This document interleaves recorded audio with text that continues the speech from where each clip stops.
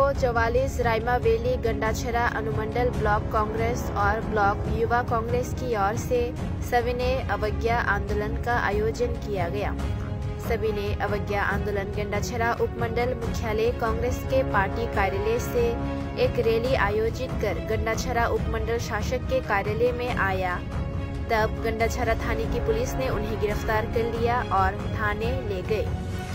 इस आंदोलन में 44 रायमा वैली गंडाछरा उपमंडल ब्लॉक कांग्रेस अध्यक्ष रंजीत त्रिपुरा, गंडाछरा उपमंडल ब्लॉक युवा कांग्रेस अध्यक्ष बादल सरकार और अन्य प्रमुख नेता और गंडाछरा उपमंडल ब्लॉक कांग्रेस के पार्टी कार्यकर्ता और समर्थक शामिल थे।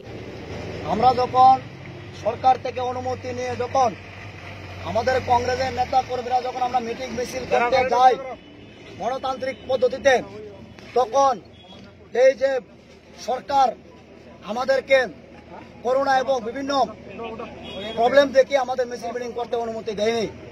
অনুমতি থাকা সত্ত্বেও আমাদেরকে প্রোগ্রাম করতে পারি না।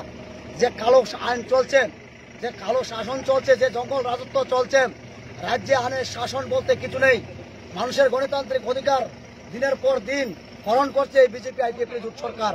তাই আমরা এই ত্রিপুরা রাজ্যে আইনের শাসন প্রতিষ্ঠার জন্য, মানুষের গণতান্ত্রিক অধিকার প্রতিষ্ঠার জন্য তাদের যে কালো আইন, এই কালো আইনের বিরুদ্ধে আজকে আমরা ভারতীয় জাতীয় কংগ্রেস এবং ত্রিপুরা প্রদেশ কংগ্রেসের নির্দেশে আমরা আইন মাইনে আন্দোলন সংগঠিত করেছি।